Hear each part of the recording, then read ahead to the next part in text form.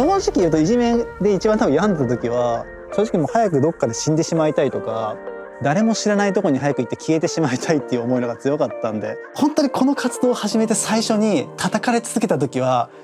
もう本当に悔しかったです。あの時はこれで多分救われる子供たちがいるって思ってやってたのに、理解してもらえない、届かない、怒られるってなんなんみたいな。教育でもここまでできんだぞっていうのはやっぱりどうしても見せたかった。その YouTube で勉強できるからやったらっていうふうに親御さんからも声かけていただけるぐらいにしていかなきゃなと思いますね。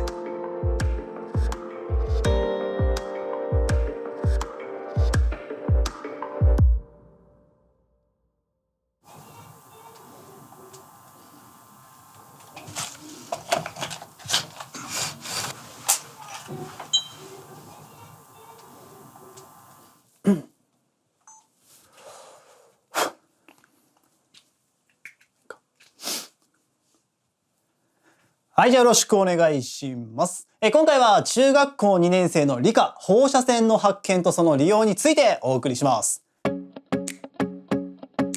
自分の中では一人でも子どもたちの中でこのチャンネルがあってから助かったって子がいるのであればやってる意味はあると思ってるんですね。やっぱり学校教育ってずっと、学校っていう公教育があって、で塾とか家庭教師って他のサービスで多分2本柱でずっと支えてたんですけど、それだけじゃ支えきれてないご家庭というか子どもたちがいっぱいいる。じゃあそこに、無料で学ぶことができるっていう3本目の柱を立ったら、その教育を板って考えたら板って3本で支えた方が絶対支えやすいはずなんですよ。それぐらい、日本の中で無料で勉強するっていう選択肢が当たり前になるっていうのが目標ですね。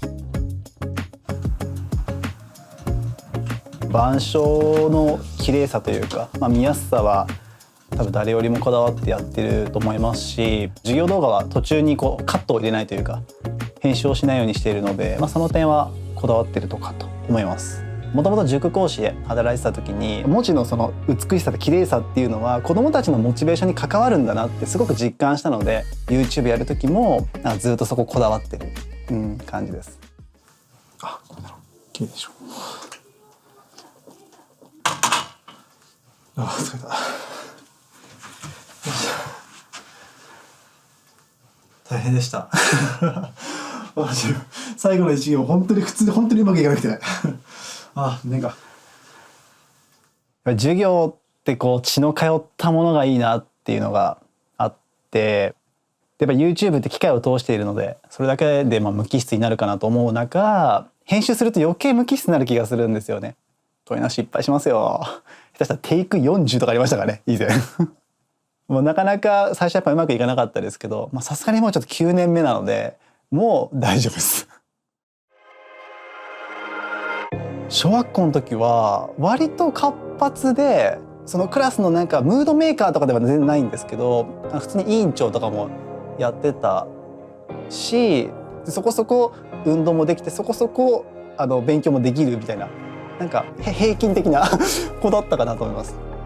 いろんなちょっと普通の子たちが感じないことを感じながら生きてた節はあったと思うんですよ。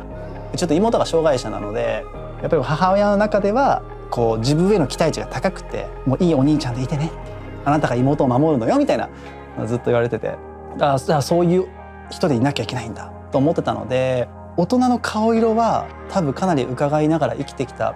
方だったかなとは思いますね。僕はですね、中学の時にちょっといじめを受けてまして、で、友達いなかったんで気が病んだ時に水を見に行きたくなるんですよ。水が好きで。で、近くに利根川があるんで、ここでぼーっと眺めてるっていう場所ですね。うち小さい町なので2個の小学校あるんですよ、町に。でその2個の小学校の子たちが1個の中学校しかないんで、そこに全部集まってくる。だから小学校のメンバー全部持ち上がりでいるんですよね。別にもう何の不安もなく絶対楽しいんだろうなと思ってウキウキで入ったんですけど、半年ぐらい経ったぐらいからちょっとねおかしくなってきちゃって、割としんどい日々が始まりましたね、そこから。今振り返れば別に全員が全員切らせたわけじゃないっていうのは分かるんですけど、もうどんどん信じられなくなっちゃって、でそこにある学校の先生がちょっと自分今よりもぽっちゃりしてて、その体型をいじってクラスで笑いを取るっていうのを何回かされた時に、そこからもう教師ってこういう存在というかこういうやつなんだって思っちゃって、でどんどんな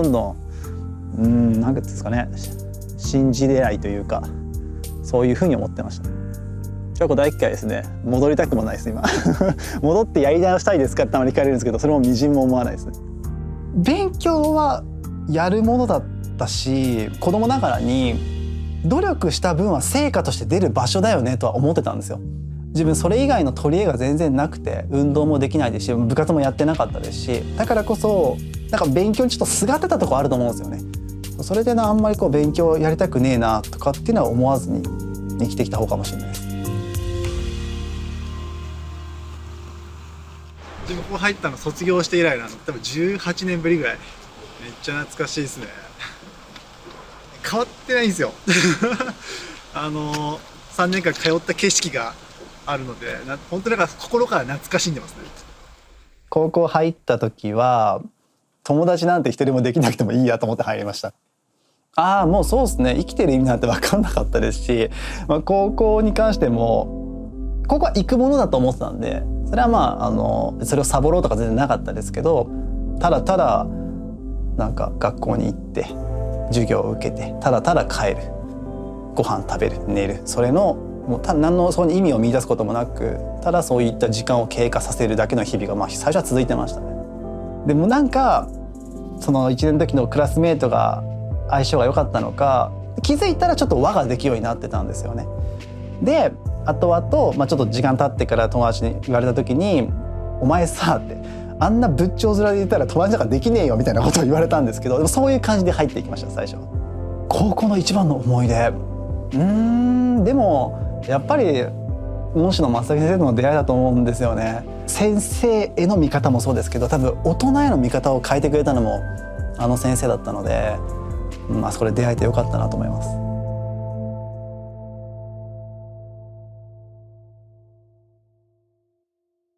ご無沙汰してます。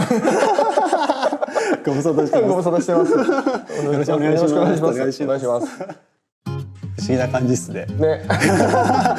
この教室で先生と話すことになるとは。ね、嬉しいです。授業の最初多分自己紹介から始まるんですけど、その自己紹介で、お前たちに好かれる気はねえと言い放った先生でしたね。多分睨んでたと思いますきっと。全く本当にクソみたいな先生当たったわって思ってたんですよね。先生から見てどんな感じでした、自分高校の時。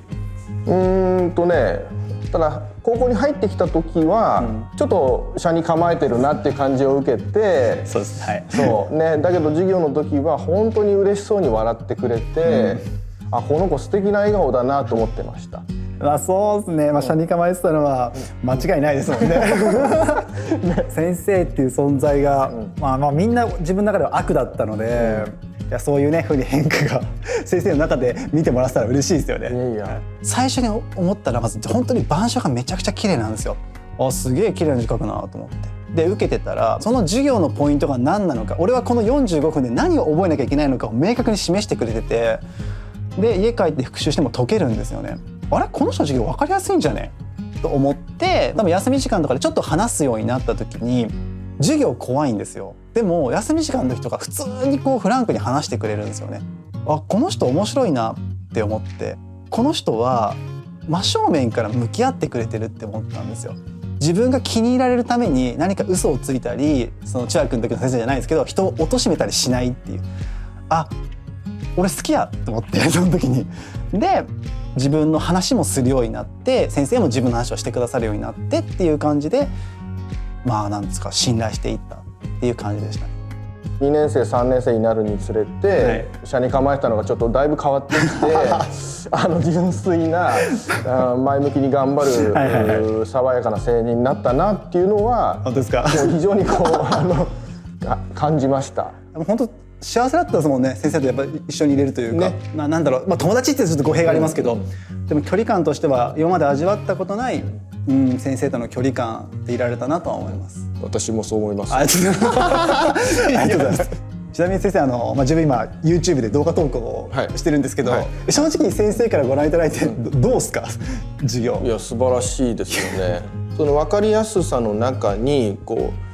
本当に分からないこの気持ちになって教えてるっていうところが一番印象に残っていて、そういうこの気持ちがよく分かるんだなっていうそういう授業をいつも見て感心してます。私も勉強させてもらってます。いやだけどYouTube で授業動画取り上げててくれて、はい、いやすごい嬉しかったですよね。そこからほぼ毎日拝見させていただいております。自分のだってモデルは先生の授業ですから板書もそうですけどそんなことないんですけど東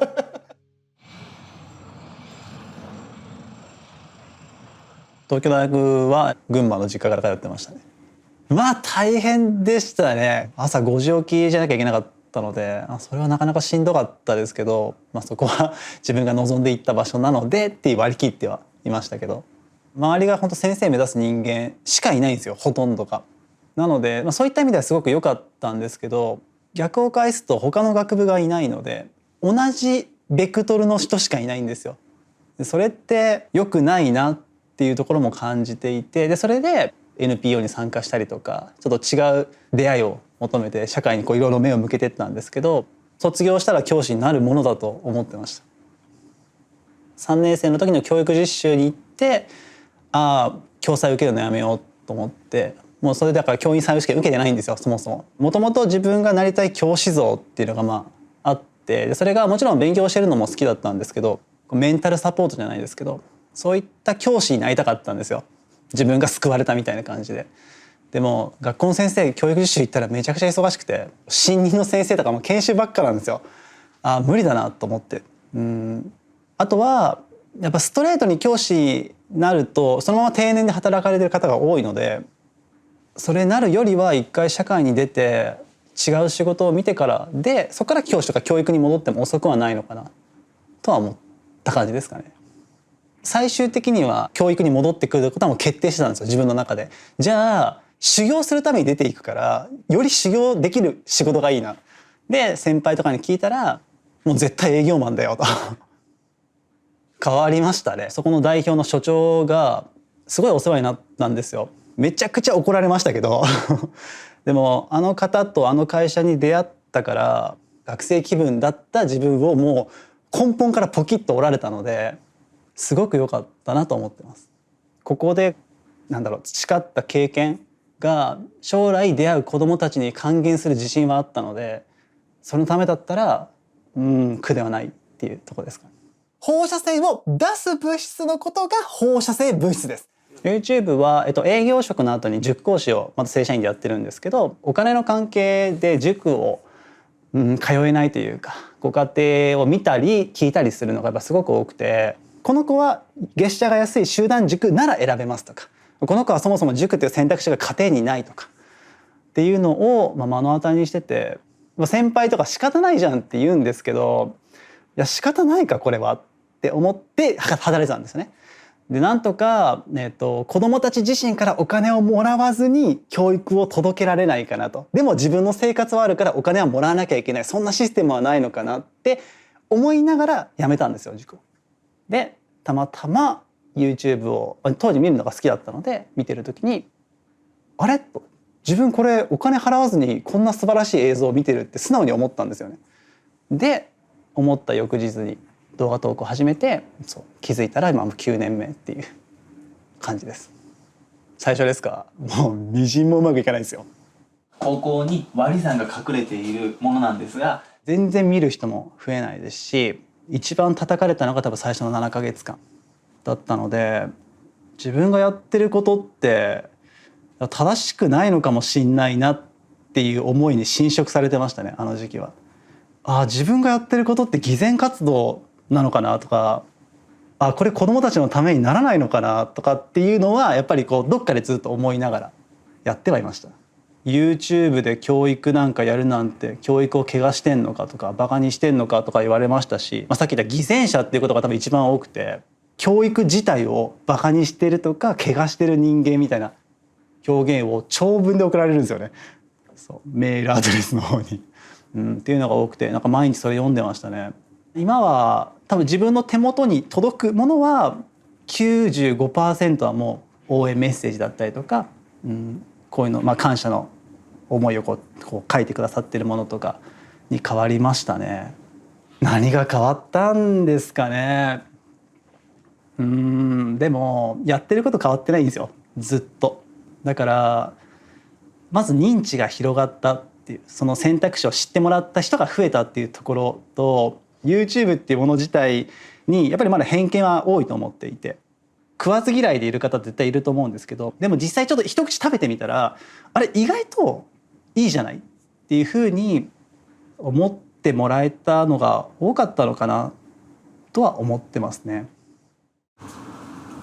がっつり本当普通の授業をさせてもらうのは初ですね。教育実習以来です。吐きそうなくらい緊張してますけど、でも生徒さんに会えるのはすごい楽しみなので、まずは自分が楽しんで生徒さんにも楽しんでもらって、お互いに有意義な時間になるように頑張ります。ありがとうございます。お願いします。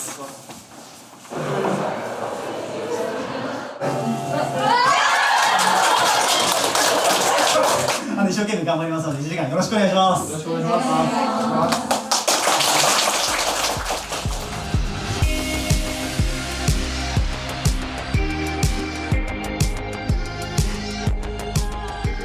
自分今成功してますかって聞かれたら、多分素直に別に成功したと思ってないんですよ。発展途上でしかない。でずっと微増なんですよね。チャンネル登録者もそうだし、再生数もちょっとずつ増えてきた人間なので、あんまり成功っていうのは実感ないかもしれないです。今じゃ9年目になりましたけど、形になったかって言われるとやっぱずっとまだまだなんですよね、自分の感覚としては。だからきっともしかしたら成功したって思えないかもしれないです、 YouTube でやってても。嬉しいコメントとかメール、よくいただくんですけど、その中でうち不登校の子結構多いんですよね。ある親御さんがメールをいただいて、不登校の子って自分が不登校の子が学校に戻れない理由で1個しかないと思ってたんですよ。それが、特に人間関係だった場合、その人間関係残ってるじゃないですか。いじめだった場合はその子いるので、それで戻れないと思ってたんですよ。そしたらそのお母さんに聞いた時に、もう1個あるって。それが何かのきっかけで行こうと思って行きました。でも授業がついていけないストレスでまた行けなくなることってすごく多いらしいんですよね。それもあって、そのお子さんが、自分の授業動画を見てて、保健室登校で試験だけ受けてたんですよ。そしたら試験で普通にトップ10入るぐらいの成績を取ってる子がいて、で自信になって行ってみようって言ってみたら授業が分かる。で先生に質問されても答えられる。それが自信になって、その子その後卒業まで全部通えたんですよ。それをお母さんがすごい長文でお礼のメールをいただいた時に、あれは多分一番泣きました。多分この9年間で。自分の中ではやっぱりいじめ受けてて、そういう子たちに何かをしたいって思いもあったんですよね。でそれが現実にできたっていうのを、しかも親御さんからいただいたので、その子がその後人生どうなったかはわからないですけど、その子の、中学校の人生は少し支えられたのかなって思ったので、多分それが一番嬉しかったことですね。やっぱ人間関係で悩んでる子ってすごく多くて、だから自分がそういう経験してきたからこそ、あの子たちに伝えられるというか、動画ですけど、でもそれでも支えられるものもあるのかなと思って、あとはあの子たちがその自分の動画を見て、もうちょっと頑張ってみようと思いましたとか結構言ってくれるんですけど、あの発言というかあのコメントがあるから、自分のその辛かった過去が正当化されるんですよね。あの経験してよかったって、そのことみんなにしてほしいとは思わないですけど、あの経験してよかったのかもしんないなっていうのは、そうですね、動画始めてからすごいみんなに思わせてもらったとは思いますね。そうですね、多分 YouTube やってないかもしれないですね、下手したら。もしかしたらそもそも教師になりたいっていうとこのベクトルも向いてない可能性もありますけど、そういった意味ではあの経験も悪くなかったのかなとは思います。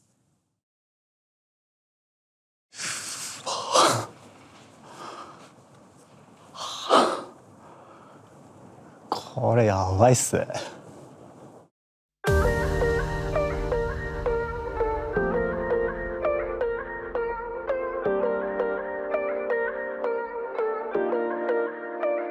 そうですね、夢の一つとしては大きい東京ドームで教育のイベントをやるっていうのが自分名刺にも書いてるぐらいなんで、それは目標ですね。なんか大きな教育イベントをやりたくて、やるからにはなんか東京ドームって安易なんですけど、この場所で子どもたちを集めて教育のイベントやったりとか、特に自分自習室をやりたいんですよ。子どもたちが東京ドーム来て自習してきたってすごいいい経験だなと思って、それをここでできたらなって思ってます。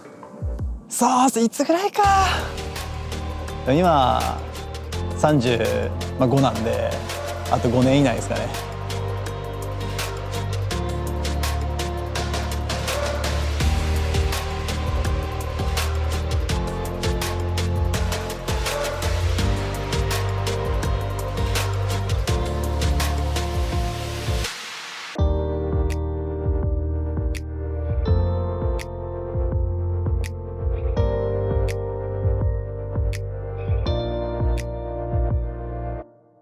そうですね、人にはそれぞれみんなには歴史がもちろんあるので、自分にも例えばいじめを受けたとか、学芸大行ったのに教師にならずに営業マンやったりとかもそうですけど、